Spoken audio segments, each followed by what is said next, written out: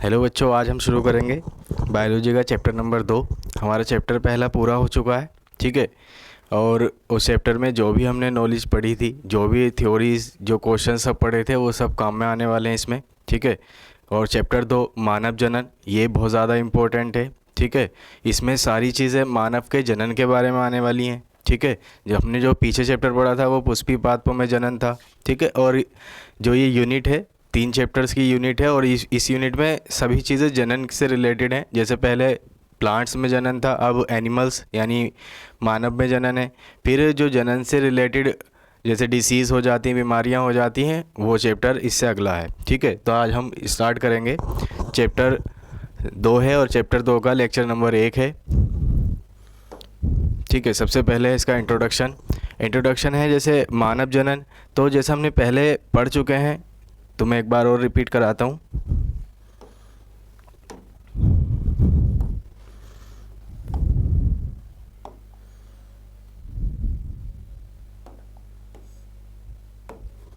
जैसे हमने पहले पढ़ा था जनन, जो सबसे पहला लेक्चर था हमारा, जनन को कहते हैं रिप्रोडक्शन।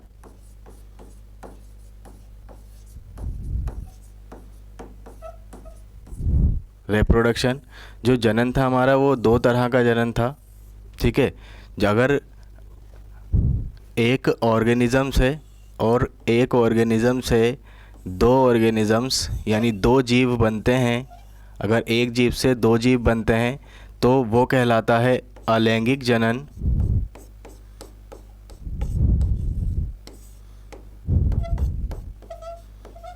और अगर 2 अलग अलग जीव जिसमें एक नर और एक मादा होगा, नर और मादा यानी 2 अलग जीव मिलें और उनसे किसी एक जीव को उत्पन्न करें, तो वो कहलाता है लैंगिक जनन।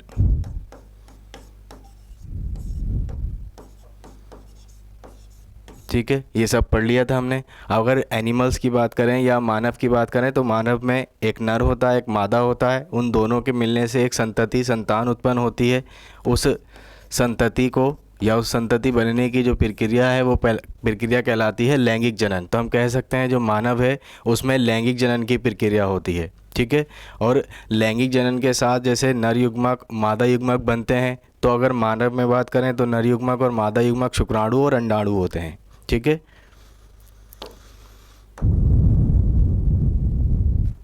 अब देखो, जैसे ये है मानव जनन। तो मानव जनन एक जैविक प्रक्रिया है जिसमें जीव अपने समान नई संतति उत्पन्न करते हैं और अपनी जाति के अस्तित्व को बनाए रखते हैं। तो अगर देखें तो जनन से रिलेटेड या जनन के बाद और भी बहुत सारी जैविक प्रक्रियाएं होती हैं। उन सभी जैविक प्रक्रियाओं में जैसे मानो बहुत सारी हैं, जैसे पाचन होता है, पाचन से पाचन तंत्र बनता है, ठीक है। और जनन है, जनन से जनन तंत्र बनता है। और इससे रिलेटेड और भी प्रक्रियाएं हैं, जैसे सर्कुलेशन होता है, जिसे पारिस्थितिक वाला तंत्र होता है एक।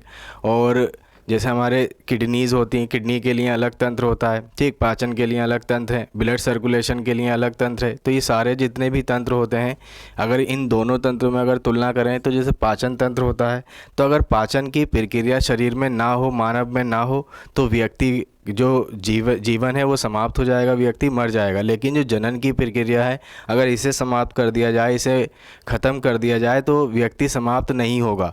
जनन इसलिए भी ज़रूरी है ताकि अपनी जाति जो है उसे बनाया जा सके, उसकी अस्तित्व को बनाया जा सके, अपने जो एक पीढ़ी से दूसरी पीढ़ी है उसे चलाया जा सके। तो जनन जो होता है वो जीने के लिए ज़रूरी नहीं होता है, बल्कि अपनी जाति के अस्तित्व को बनाए रखने के लिए ज़रूरी है। इसलिए कहा गया है कि जो मानव जनन है वो एक जैविक प्रक्रिया है और उसमें एक जाति से दूसरी जाति का अस्तित्व बनाए रखने के लिए ये प्रक्रिया की जाती है। और दूसरी चीज़ ये, जो जनन होता है उसमें अपने समान नई संतानें उत्पन्न की जाती हैं। जैसे मानव है, तो मानव को अगर थोड़ा जैसे करें तो मानव को एनिमल्स माने, तो एनिमल्स में जितना भी जनन होता है उसमें सभी में अपने समान ही संतान उत्पन्न की जाती है।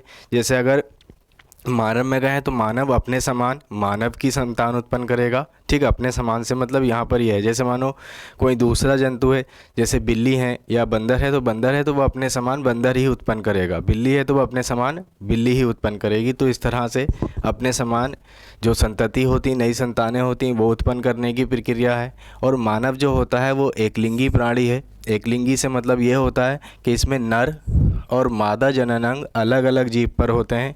इसी तरह से कुछ पौधे थे, पीछे हमने पौधों के बारे में पढ़ा था, तो पौधे होते हैं द्विलिंगी।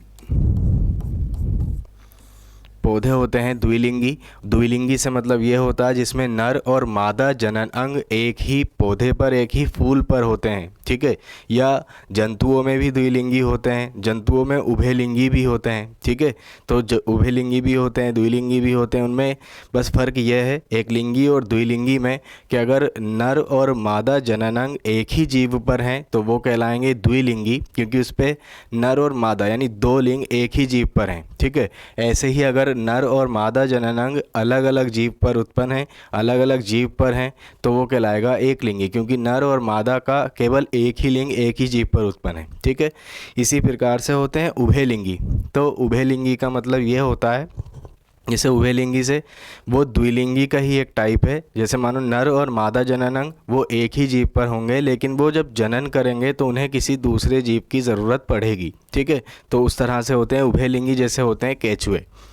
तो जो मानव होता है वो एकलिंगी होता है और इसमें नर और मादा जननांग अलग अलग होते हैं। मानव एक सजीव पीड़जक प्राणी है। ठीक है, हमने ये भी सारी चीज़ें पढ़ी थी, जैसे एक तो होते हैं सजीव पीड़जक, और या इन्हें हम कह सकते हैं जरायुज विविपेरस, या इसी तरह से एक होते हैं अंड पीड़जक। ठीक है, इन्हें कहा जाता है ओविपेरस।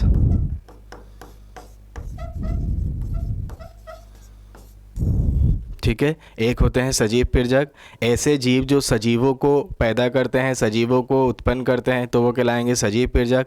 और ऐसे जीव जो अंडे देते हैं, जैसे पक्षी होते हैं, मछलियाँ होती हैं, तो ऐसे जीव जो अंडे देते हैं वो कहलाते हैं अंड पीड़जक। ठीक है, तो जो मानव है, मनुष्य है, वो एक सजीव पीड़जक प्राणी है, क्योंकि वो संतानों के रूप में सजीवों को जन्म देता है। ठीक है, अपने समान बच्चों को जन्म देता है, इसलिए वो सजीव पीड़जक या जरायुज या विविपेरस एनिमल यानी जंतु है। ठीक है, अब जो लैंगिक जनन होता है, लैंगिक जनन में अलग अलग द्विरूपता पाई जाती है। द्विरूपता मतलब यह है कि जैसे मानव मनुष्य जो है वो एकलिंगी प्राणी है, तो उसमें नर और मादा लैंगिक अंग अलग अलग जीव पर होंगे।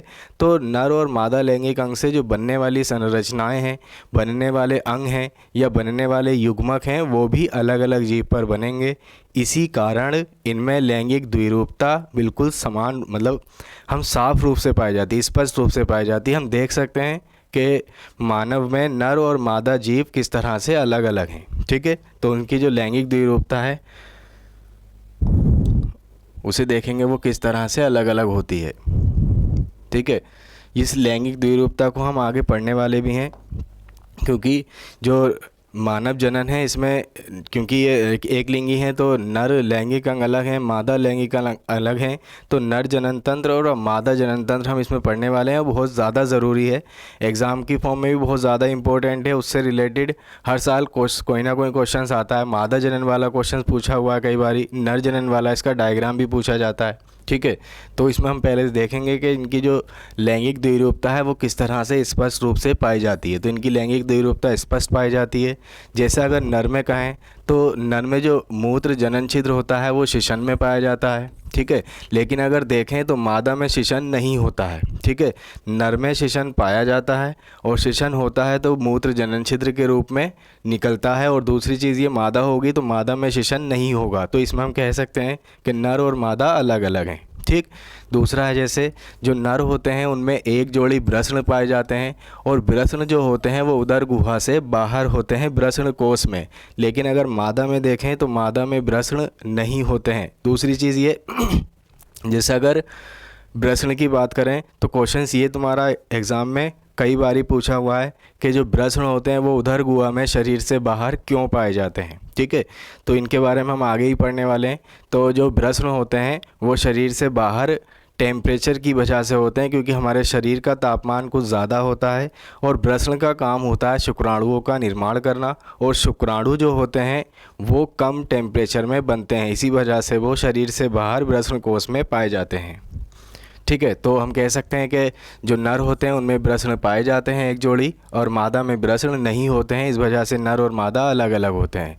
अगर मादा की बात करें तो मादा में मूत्र जनन छिद्र जो होती है वो एक दरार के रूप में होती है, जिसे बोलते हैं हम भग वल्वा, जिसे भग कहते हैं। लेकिन अगर नर में बात करें तो नर में जो भग होता है वो नहीं होता है, तो मादा में शिशन होता है, और उसी के समान अगर मादा में देखें तो मादा में भग होता है। ठीक है, ऐसे ही मादा में जो स्तन ग्रंथियां होती हैं वो अधिक विकसित होती हैं, और नर में जो होती हैं वो कम विकसित होती हैं, तो इसकी वजह से भी हम पहचान कर सकते हैं नर और मादा में। ठीक है, तो अगर देखें तो नर में शिशन होता है, मादा में भग होता है। अगर नर में देखें तो वृषण पाए जाते हैं जो शरीर से बाहर होते हैं, और मादा में नहीं होते हैं। ठीक है, और मादा में अगर देखें तो मादा में स्तन ग्रंथियां ज़्यादा विकसित होती हैं, और पुरुषों में स्तन ग्रंथियां कम विकसित होती ज़रूर हैं। स्तन ग्रंथियां पाई जाती हैं नर में भी और मादा में भी, लेकिन मादा में ज़्यादा विकसित होती हैं और पुरुषों में कम विकसित होती हैं। ठीक है, इसके बाद जो लैंगिक जनन की प्रक्रिया है वो अलग अलग चरणों में पूरी होती है। ठीक है, इन अगर चरणों को देखें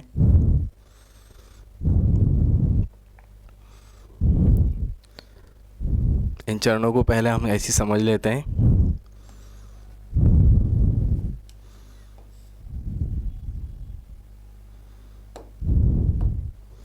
अब देखो, जैसे हमने पढ़ा था कि जो लैंगिक जनन होगा, लैंगिक जनन में नर और मादा दो अलग अलग जीव होंगे। नर में नर युग्मक बनेंगे, और यहाँ पर हम बात कर रहे हैं मानव की। ठीक है, यहाँ बात हो रही है मानव की, तो मानव में नर और मादा अलग अलग होंगे। और जब मानव की बात कर रहे हैं तो नर में होते हैं नर युग्मक, नर में होंगे नर युग्मक, और नर युग्मक को मानव में हम कहते हैं शुक्राणु।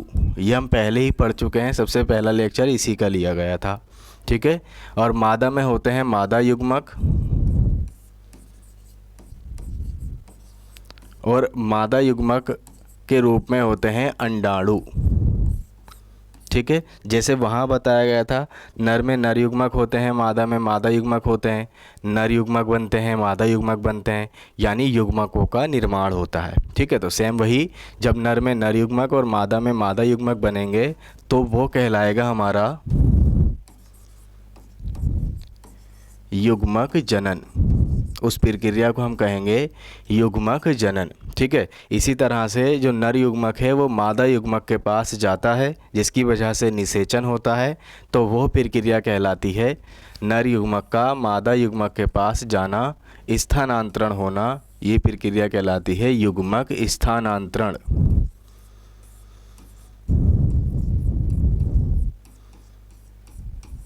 युग्मक स्थानांतरण। ठीक है, ये दो प्रक्रियाएं हुई, युग्मकों का बनना युग्मक जनन, और युग्मक का ट्रांसफ़र होना युग्मक स्थानांतरण। ठीक है, अब देखो नर युग्मक और मादा युग्मक जब बनते हैं तो शुक्राणुओं का बनना कहलाता है शुक्र जनन, और अंडाणुओं का बनना कहलाता है अण्ड जनन। ठीक है, तो जो युग्मक जनन है वो प्रक्रिया दो प्रकार से होती है।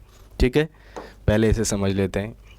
देखो, जैसे है पहला पॉइंट, जो लैंगिक जनन के लक्षण है जिससे लैंगिक जनन पूरा होता है, तो इसमें पहला है युग्मक जनन, जिसे बोलते हैं गैमेटोजेनेसिस।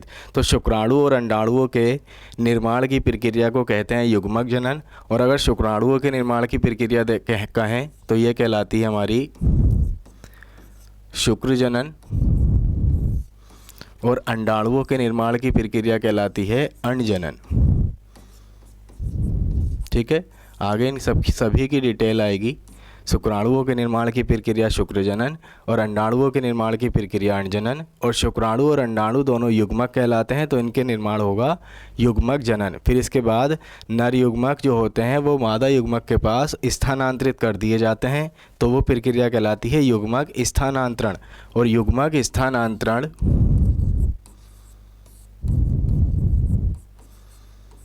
युग्मक स्थानांतरण कहलाती है। और युग्मक स्थानांतरण जो होता है युग्मकों का स्थानांतरण होता है, क्योंकि यहाँ पर हम नर युग्मक को शुक्राणु कह रहे हैं, तो शुक्राणु के अंदर वीर्य होता है, तो वो प्रक्रिया कहलाती है वीर्यसेचन। ठीक है, ये इम्पोर्टेंट है। जो नर युग्मक होते हैं, नर युग्मक के रूप में यहाँ क्या होंगे, शुक्राणु, और वो मादा के जनन मार्ग में स्थानांतरित होंगे, जाएंगे, तो वो प्रक्रिया कहलाएगी वीर्यसेचन। ठीक है, इसके बाद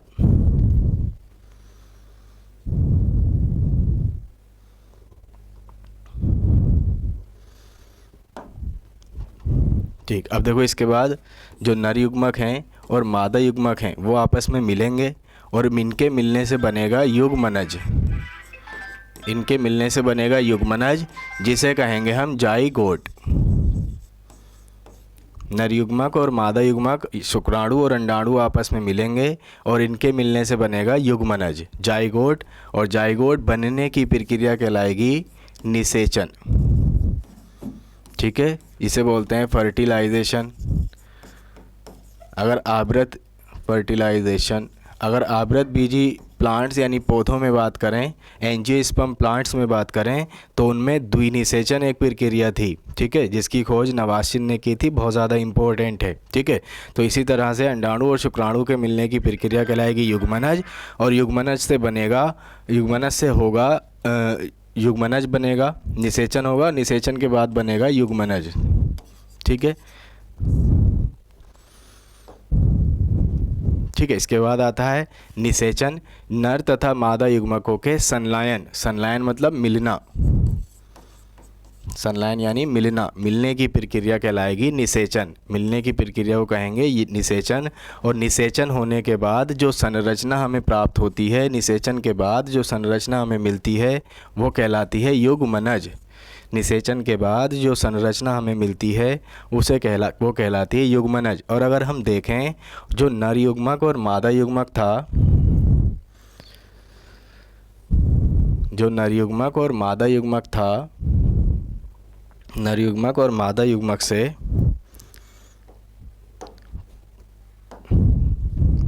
अगर इसमें देखें जो नर युग्मक यानी शुक्राणु वो भी आगुणित था और अंडाणु देखें तो वो भी आगुणित एन था। अब इन एन से युग्मनज बना, तो युग्मनज होगा हमारा 2n यानी द्विगुणित। युग्मनज कैसा होगा, युग्मनज होगा द्विगुणित। ठीक है, युग्मनज से अगर देखें तो युग्मनज के बाद भ्रूण बनता है। ठीक है, और जैसे भ्रूण होता है तो भ्रूण से अगर बाद में जाएं तो इससे जो शिशु होता है, बच्चा होता है, उसका निर्माण होता है। ठीक है, अब इसके निर्माण की प्रक्रिया में जैसा अगर देखें तो हम कह सकते हैं 270 दिन या 270 दिन, या हम कह सकते हैं 9 मंथ, 9 महीने, 9 मंथ का समय लगता है। ठीक है, वो प्रक्रियाएं हैं अब यहाँ।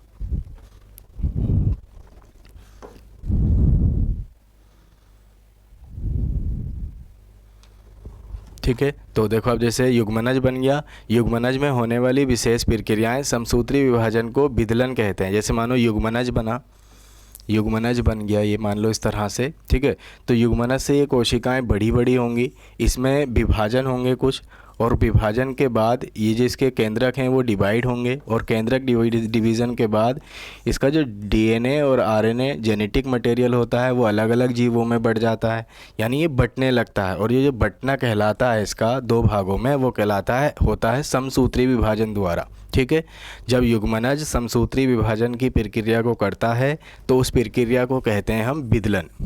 ठीक है, फिर इस विदलन के बाद अंतरारोपण होता है, यानी जो भ्रूण होता है वो मादा के गर्भाशय के आंतरिक दीवारों से चिपकने की प्रक्रिया होती है, चिपक जाता है, यानी जो भ्रूण बन जाता है। जैसे हम इस तरह कहें युग्मनज बना, और युग्मनज के 12 से 14 दिन के बाद भ्रूण बन जाता है, और भ्रूण बनने की प्रक्रिया कहलाती है विदलन। ठीक है, और जो भ्रूण है वो गर्भाशय में चला जाता है। ठीक है, और गर्भाशय में जब आंतरिक दीवारें होती हैं उससे जाकर चिपक जाता है, वो आंतरिक दीवारों से चिपकने की प्रक्रिया कहलाती है अंतरारोपण।